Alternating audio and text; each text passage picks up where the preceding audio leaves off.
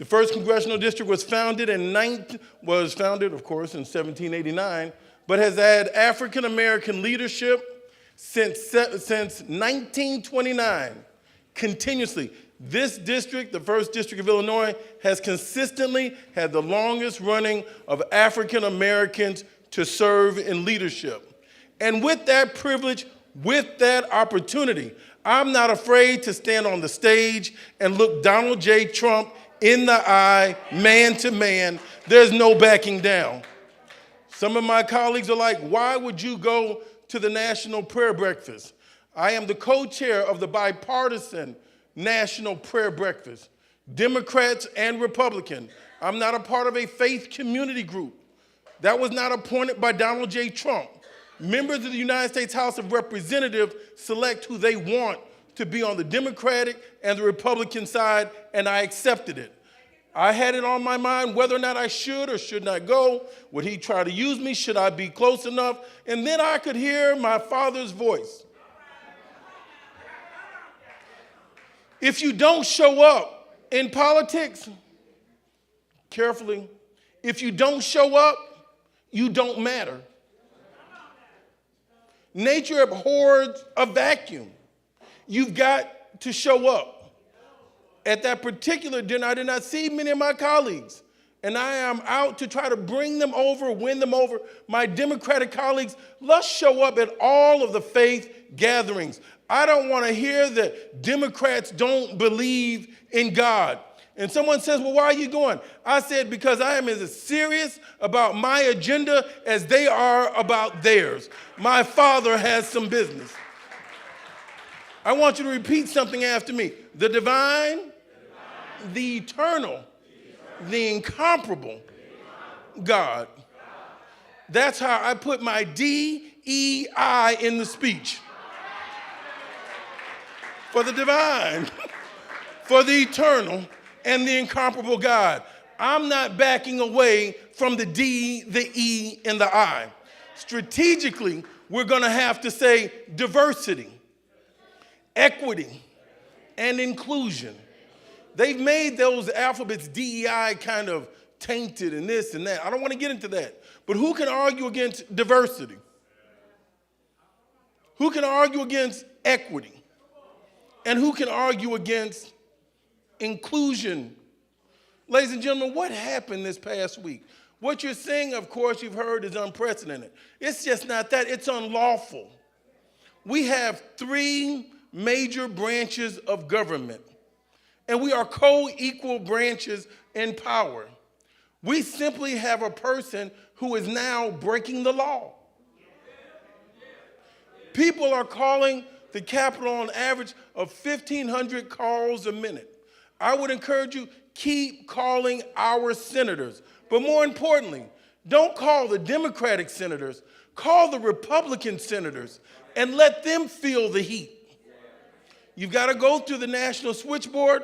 Look up that number for me so you can call up there, call those senators and say, why aren't you stopping them? They're like pushing it back on Democrats. Can't you all do something? Why don't you all stop them? Hello, Miss Lori. I'm like, but you all elected him. I hear Republicans saying, well, why aren't you all fighting back as Democrats? Because he has a trifecta. You put him there. 77 million Americans said they wanted him. You knew his history, you knew his background. Nothing changed, no stripes. He's the same man yesterday. You got to give him credit for that. He told you what he was going to do. In this Project 2025, 920 pages. If you will, it's a manifesto. Now the newly sworn in Secretary for the Office of Management and Budget, he will have the opportunity, Mr. Voigt, one of the authors of Project 2025, is now over the Office of Management and Budget. Why is Mr. Elon Musk so interested in getting into the United States Personnel Department and into the office, into our payment system? Now, essentially, he's tinkering around with a $6 trillion corporation in payments.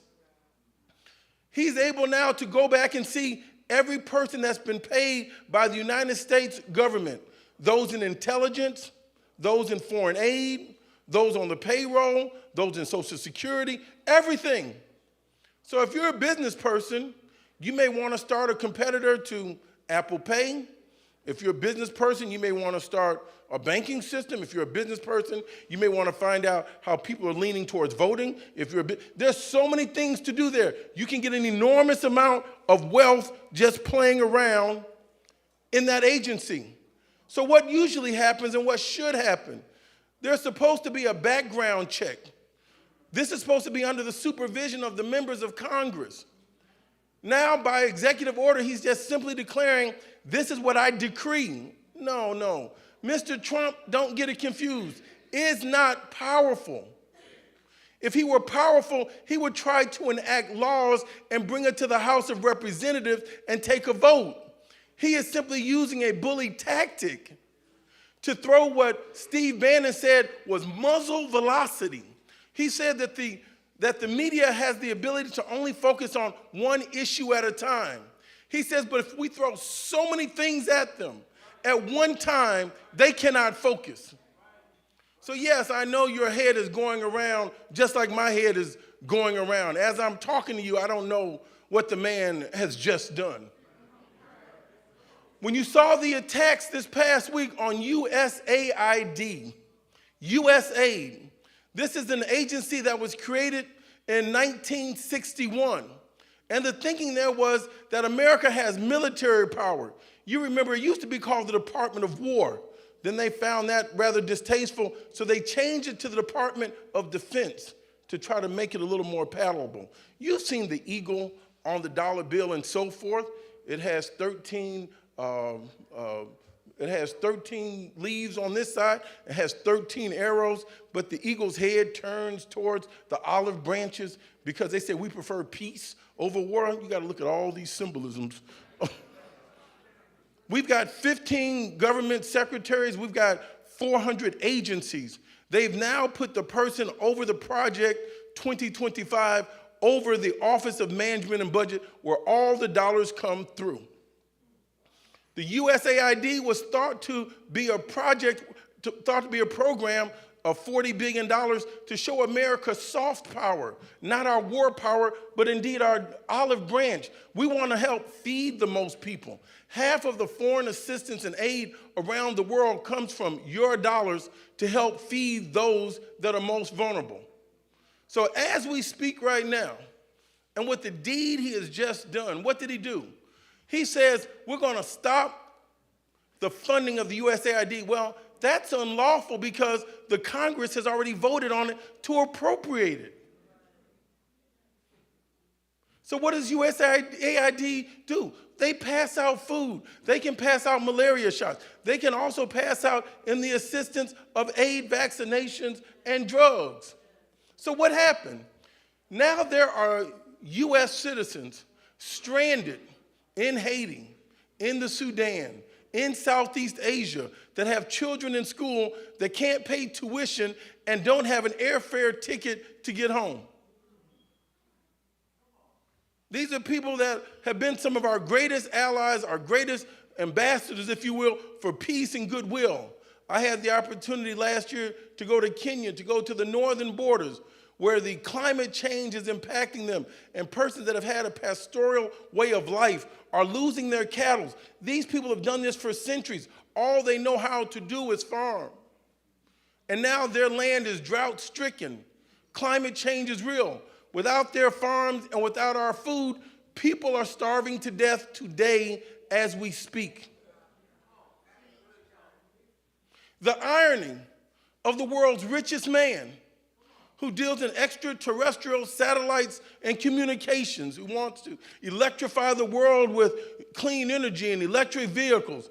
The idea of the world's richest man and the world's most powerful man, the President of the United States, commanding the largest military in the world. Our military budget, the world combined spends less than half of what we spend all by ourselves. He is the commander-in-chief of the world's most advanced and largest military. The world's most powerful man, the world's richest man, are denying food to the poorest humans. This is biblical. USAID has now been cut off. You got to give credit where credit's due. I got to say something good about President George W. Bush. President George W. Bush created PEPFAR, which was a vaccination program to deal with HIV and targeted Africa. It's been heralded as one of the most successful human rights programs ever. 25 million people have been saved. This guy makes George Bush look like a moderate.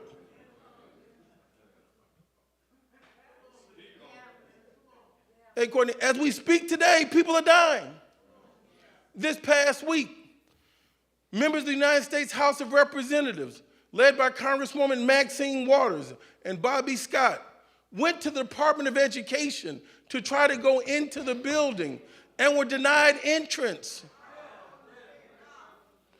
Lawmakers could not enter the building that we give funds to. They were met by Homeland Security. I'm over on one side of campus with the United States Aid Department. They're on another side of town at the Department of Education. There's another group on the other side of town at the Department of Treasury. Somebody said, Mr. Jackson, I did not see you at the Department of Education. I said there was a march at Treasury, there was a march at Personnel, there was a march at Transportation, there was a march at Education. We're marching all over town. What am I going to ask you to do? We're going to have to flood the streets of America. We're going to have to get back out, dust off your marching shoes. For some of you, you can get On Cloud, you can get New Balance, you can get Birkenstock, whatever, Mephistos, whatever. You can go out barefoot. We're going to have to flood the streets of America. They're breaking the law. In spite of the flaws of the founders of the United States of America, they had some good ideas. They didn't live up to all their ideas. We've got to make it a reality. Imagine coming out of a monarchy. And they said, what should we call this new person? Well, we're done with kings. Get rid of that. Let's call him His Royal Highness. Let's call him His Excellency. They said, no, let's make it simple. The President. We want to get behind that. And it's interesting that the way the government sets up, after the bigger your title is, the less power you actually have. Okay, so President, one word. Vice President, 2 words. Secretary of Education. The President. President is all you need to say. That means he's all powerful for a while. Then turn back around, they said we need to break this power up. We're going to have the executive branch.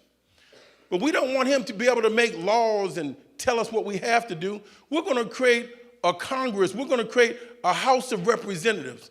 But let's make sure that they don't flow and capitulate in the winds and respond too fast to a Shays rebellion. Let's have an upper house and a lower house. We're going to have the House of Representatives elected every 2 years, all 435 of us. Don't worry about having term limits. You give me a term limit every 2 years. Keep it that way. If you don't like who you have as your representative, get them out. Then they said we're going to have these senators, they're going to stay for 6 years so that they can see a little bit further and they won't be so capitulating in the wind. So now every 2 years, the way they have it stacked up, that every 2 years when all 435 representatives go for re-election, 1/3 of the United States Senate goes for re-election. And it keeps staggering. We've got to come out in massive numbers. Mr. Donald J. Trump won, as they say, by less than 1.5%, by less than 2 million votes. In the 7 swing states, less than 800,000 votes. And don't make a decision when your eyes are bloody and your head is hot and you're angry. One thing you learn early on, and I got to give this to the young people, don't make promises when you're happy and don't write letters when you're angry. When you get it, follow me later. Don't write letters when you're angry, and don't make promises when you're happy, because things change. Some of our brethren were very upset about Gaza. our brothers in the Muslim community, and they went all in to spite President Biden and to spite Vice President Harris, our nominee, and were pro-Trump. Well, that's when they said it couldn't get worse. Look out. Trump isn't going to talk to them again, and he's gone. He says, I want this to be a parking lot and a resort anyway. Don't make decisions when you're angry. And I heard one profound person says, when you talk, make your words sweet, because you may have to eat those words one day. The Department of Education.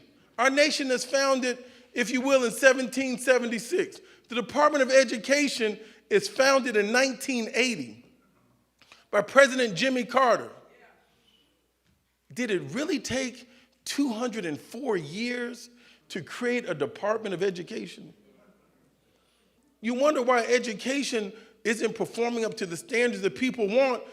It was so controversial to create one, and ever since it's been created, those persons in power have been attacking it. They've not wanted it to survive.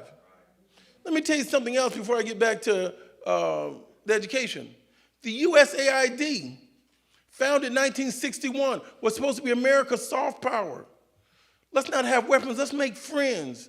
How do you make friends? Let's feed people. That's biblical. First you feed someone and sit down. You love your enemies, you deal with them. It's hard to hate someone when you're eating with them at the same time. We should be expanding our food program. That's 1961, the USAID. There was a strategic reason behind it. The reason they are attacking the USAID now, this is a soft run as they test the limits of their power. They're saying, how are people going to react to USAID? Let's test the system. Let's see how deep the market is. Let's see how strong the resistance will be. That's not the goal. The goal is on the backside. The goal is to eliminate the Department of Education. In the Project 2025 book, I think it's 920 pages. On page 256 or 258, they clearly state, we want to dismantle USAID. Black and white. He says we want to do it. It's less than 1% of our budget, but they're going into hype and hysteria. That's less than 1% of the United States budget, but for some reason, I hope to get back to you next week and give you an update why the right wing hates USAID. I can't figure that out just yet. I'm trying to figure out the motive behind some of this. But they're stirred up, and the more they inflict pain on that, the happier some of those persons will be. The Department of Education has the smallest amount of employees of any of the 15 major federal cabinet positions, 4,400 people. But the grants that go out of there to feed the poor, for fairness in admissions to scholarship, this is a program they say is in the way. 3 weeks ago now, I can't believe it's been that long, 4 weeks, I was at the Capitol to see the inauguration of President Donald J. Trump. And I wanted to be a witness to history. My heart was here in Chicago. I wanted to be with you at the King Day breakfast. But somebody has to see it to report back to you. Ladies and gentlemen, what I saw on that day was not necessarily just a presidential inauguration. It felt like it was a hostile government takeover. These are my words from what I saw. There were 32 miles of fencing all around Washington, D.C. Imagine putting a cage fence around here, and you can take it all the way out to O'Hara and back. Just every street. They even had caging around the United States monument. Eric, I don't know if they thought somebody was going to scale the monument. Good luck. But it was caged up and caged off. In the rotunda, I could see where the cabinet secretaries used to sit on the stage ceremonially behind the President of the United States. I saw the owner of Fox News, Mr. Rupert Murdoch.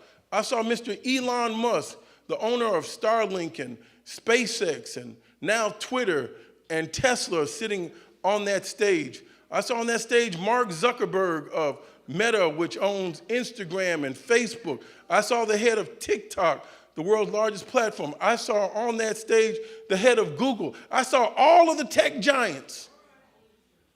So yes, we've got to communicate by the new social media that has dwarfed the old media. But this new social media, unlike the ABCs, NBCs, CBSs, Foxes, and all that, they were under the Federal Communications Commission. The new media has no regulation. And just 2 weeks prior to that, Mr. Mark Zuckerberg said they were getting rid of all of their fact checkers. So we're about to go into an area of not just disinformation, but misinformation. The misinformation is what you may have incorrect. They didn't give you the whole story and all the facts. And the disinformation are the campaigns of lies and propaganda and smearing. We're going into a new era, young people. Our children have to come out to a rainbow push because somebody said the revolution will not be on TV. It ain't going to be on the internet either because you're going to get bad information. Our children don't know where there's good information. You ask a child in school now, where did you see that? I saw it on TikTok. It was a post somewhere on Instagram.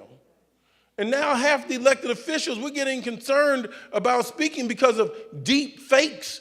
You can get my words and twist my lips and make anything come out of it on TV, and if you see it, you'll believe it. Ladies and gentlemen, but thank God, this isn't going to last always. And the pendulum is going to swing back. Judges are fighting back. Now, let me tell you, they say the difference between a federal judge, what's the difference between a federal judge and God? They say God knows who he is, but a federal judge thinks he's God. A federal judge got some kind of power. Let us never sleep on that again. Mr. Trump and all what he's trying to do, with the stroke of a pen, a judge can say, I halt your attack on birthright citizenship, and suspended it. With the stroke of a pen, a federal judge can say, stop. You cannot, Mr. President, stop denying those payrolls of persons that are going to do their job. A federal judge. So, ladies and gentlemen, we're going to be in the courts. We're going to be in the streets. You're asking, what is it that you can do? I need you to call 202-224-3121. 202-224-3121. Again, 202-224-3121. Call Capitol Hill on Monday morning. Don't call Senator Durbin, please. Don't call Senator Tammy Duckworth. They're on our side. They're doing all the right things. Pick any one of those Republican congresspersons or any one of those senators and call their phone. There are 435 people in the House of Representatives. The Democrats have 215 representatives, and we're sticking together. After they confirm a nominee, they end up having to do a special election. Now they have 219 versus our 215. We need 3 Republicans to join us so we can stop this madness immediately. We just need 3. We need to call these senators and congressional leaders and say, why are you voting against food and aid to the poor? Why are you having children's daycare shut down? Why are you making old people have to take Tums and Alka-Seltzers and Pepto-Bismol because you're doing things so erratic? Why are you threatening to have a trade war with Mexico and Canada, our neighbors, our closest and our largest trading ally? Why? It's a spirit of meanness. We saw that when Moses had to go back and see Pharaoh, they said Pharaoh had a hardened heart. I don't want to fix the blame on anybody. I want to fix the problem. But one of the reasons we have this problem is because of Mitch McConnell. Mitch McConnell could have voted to support that Donald Trump had been an insurrectionist, so he never would have been able to run again. Our founding fathers, slave owners, ended up telling us, be careful of a person that's tried to create insurrection. Because this time when they come back around, they're going to have more skills. They're going to know where the levers of powers are. They're going to be more focused. Project 2025 is a document. It's a manifesto. And I keep on thinking about, why does Donald J. Trump, in closing, keep talking about make America great again? What is he talking about? And I was talking with my father, and he says, today, America is the greatest it's ever been. We don't have to go to the back of a water fountain. We don't have to go to the back of a bus. We don't have to be buried in the Negro graveyard. We don't have to go back. The doors of opportunity are opening. But what's make America great again? And then I keep on listening to this man carefully. When he starts talking about, let's resurrect Mount McKinley. Let's have the Gulf of America. Let's talk about when America had unprecedented prosperity. I said, oh, that's who he likes. He likes President McKinley. What was happening during McKinley's era? That's 1897. That's right after the laws of Plessy versus Ferguson. Listen carefully to what someone says. That's when we did not have a federal income tax. That's when there were a few wealthy people that controlled the whole United States. That's during the same time that they gave birth to the Eugenics Society on who had better blood. Out of that Plessy versus Ferguson case, remember, they also said that this man, Homer Plessy, did not have a right to sit in a first-class train car in Louisiana, although he bought a first-class ticket. It was a test case that blacks brought to the case. We got to teach our history. You know the story. Homer Plessy, 7/8 white, straight hair, very light skin. He was part of a freedmen movement. They tested the case. And then the Supreme Court came back and says there will be separate but equal. The problem with that is it never became equal. Never got buses, never got the same adequate education to school, never got access to the hospital. They never built out the separate to make it equal. They also had in that case, what is black? They said black is one drop, 1/32nd blood, you are a Negro. And then that's when you started getting the Eugenics Society on who's worthy. That's why you have some people in the Republican mindset don't think there needs to be a Department of Education because some of us aren't worthy of an education. It's a waste of their money. That's at the heart of it. Well, in conclusion, I want to thank you for letting me have this privilege. And I want to tell you that when I went to that prayer breakfast, I had you on my mind. I said, should I go? Should I not go? But I said, Lord, send me. Guide my tongue. And I can't help but think about Moses at that moment because I'm a stutterer. I get too excited, you're going to catch me losing my words. But I can't help but think about the words of Moses, who was a stutterer. And what did he say? Some of the most profound words we've ever heard. Let my people go. I wanted to let Mr. Trump know we're not afraid. We're not going to let them control this narrative on this cultural war. They want to paint Democrats as not believing in God. I don't want to see a man box a woman. No, I'm not for that. But I also know that there are 5 transgender cases out of 500,000 children in athletics across the nation. That's not something we need to spend our time worrying about. Love who you love. Live where you want to live. Stop attacking and demonizing. They're on a destructive course to tear things down, not to build up people. I want to glorify God, edify man, build up the body of Christ. This Christian argument, I want to say Merry Christmas. If that's not your thing, cool. But let's not take that out of the school. If you want to have an Easter program, call it Easter. Call it Easter break. You don't have to call it just spring break. Now Mr. Pete Hegseth is going the entire opposite way. He is now removing Black History Month out of the Department of Defense. We're back to where we were, aren't we? They don't want to celebrate our history. And I saw a colleague, Republican friend of mine, he says Republicans are tired of being called racist. And I said to him politely, well, then maybe some of them ought to stop acting so racist. And if you want to know if you're dealing with a racist, you call them a racist and see how they light you up on Facebook and Twitter and Instagram and Blue Sky. They've blown me up all week long. Just because Elon Musk comes from South Africa, and Sachs comes from South Africa, and Peter Thiel, that's a tech investor that supported J.D. Vance, who put up $20 million in a super PAC to make him a senator. 3 South Africans are in Mr. Donald J. Trump's ear every week.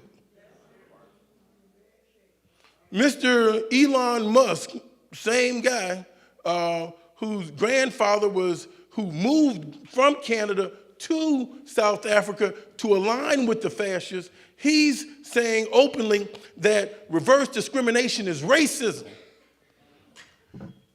Mr. Frederick Douglass had talked about a composite country where we all have come together. My father's called it a rainbow coalition. Now what they've done is Mr. Elon Musk does not believe all these races should be together. Look at what he says. That's his mindset. This is why Mr. Elon Musk, getting into Mr. Donald J. Trump's ear this past week, said that Mr. Trump says they're going to reduce aid to South Africa, tighten up our trade restrictions, and then give special visas so that white Afrikaners can come and settle in America. In case you missed that. He's made not black South Africans, white South Africans that are having their land confiscated. What are they talking about in the land confiscation? It's not confiscation. This was a majority black country ruled by a minority white that were held down. After they decided to have reconciliation and go forward, what did Mr. Trump, what did they do? They said Africans will have to have at least 30% of the contracts in compliance to go forward on land reform, not taking anything, but for the future. Mr. Elon Musk wants to build in South Africa, but he doesn't want to have any black partners. So we're going to stand with the corporations that stand with us. We're going to fight back. You're going to see us. As soon as Dad tells me it's time to go to jail, we're going to have active demonstrations at each one of these agencies, and I'm not afraid. And I don't want you to be afraid. It's a level of hysteria that's going on. I wanted our children to see a man look Mr. Trump in his eye. I didn't lean into him to shake his hand. By the way, Dad, he's up on his homework. He says, thank you for those words. Thank you, Representative Jackson. How's Dad? He knows the Reverend Jesse Jackson ain't playing, and he knows we're not going to stop. We can disagree without being disagreeable. This man's on the wrong side of history, but he is the most powerful man on earth. And we're going to take advantage of that privilege to communicate. We're going to be on the outside when necessary, and we're going to take our message on the inside every day. In closing, brothers and sisters, it's Black History Month. They are trying to make diversity, equity, and inclusion illegal. You're going to hear me talk a lot more about this because I didn't want this fight. This fight found me, and I'm not backing down from it. Diversity, equity, inclusional is aspirational. It's voluntary. If you take diversity, equity, inclusion off the table, we've got to talk about reparations. How do you repair the damage that was done to a people? Trying to put a blindfold. I remember with my child one day, my child is really smart. He says, I said, let's play hide and seek, Dad. And so he put his hands over his eyes. And I said, no, you got to go somewhere and hide. He said, I can't see you now.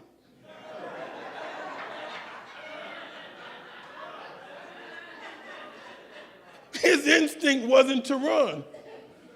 Ladies and gentlemen, you don't have to go hide somewhere not to see. You can just simply put your eyes, your hands over your eyes. Open your eyes. Let's bring our children out. And I want to say, Dad, I can't thank you enough. Not only for life and living, but courage. And if there's something I want to give to each and every one of your children, we've got to talk because our children are going into the hardest times. And our children are going into something you've not experienced and I've not experienced. The diversity, equity, inclusion door is closed. The class of 2025 that's done everything right is going to have a hard time getting an interview. The class of 2025 is going to have a hard time getting a scholarship. They're making the minority, diversity, the black scholarships illegal. They have torn the 14th Amendment, flipped it upside down, turned around, and they're saying that is the discriminatory thing that we're doing by seeking inclusion. So our children are confused. I would be confused too. Our children are business owners. Their businesses are closing. They've got to fight back. I look at the government workers. Something like, I'm government, I don't talk, I can't say anything. Mr. Donald J. Trump made them political. You got 150,000 people, African Americans largely in Maryland, that are government workers. You know 20% of all the federal government workers are African American, right? You do know there's a reason why he's attacking them, right? We're disproportionately in government for our service and work. They want those jobs. Mr. Trump has promised his billionaire friends by March 14th, they want to raise the debt ceiling so they can extend tax cuts to make the rich richer. You do know when we talk about those that have unparalleled wealth, I can't stand seeing some of these athletes on TV talking about my taxes and my money. Brother, you don't have money. I'm glad you make 10 million, 20 million. I'm glad you make 50 million, okay? I'm talking about the people that are making $50 million a month. I'm talking about the people that are making $1 billion a year. So just stay in your place and let grown folks talk. I'm talking about the people that own the team, not those that play on the team. I'm talking about the people like the McCaskies that got the team as a gift for their child. I'm talking about people that own the Pittsburgh Steelers that got the team, the Rooneys, for their child as a gift. These are toys for these people. I know it's the Super Bowl for you, but these are toys for them. I'm talking about really, really rich people. And now we're going back to the time of the Great Gatsby. I've overstayed my time, but I felt like teaching. I've got to go do a reparations conference in Evanston now. Tomorrow at 2 p.m., I will be at St. Paul the Redeemer.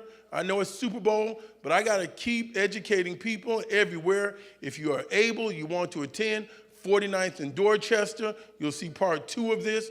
We're going to talk about, more specifically, let my people go. I've got some insight that the Lord put on my heart, what Moses had to say, what he had to confront, and he too was a stutterer just like me. God bless you.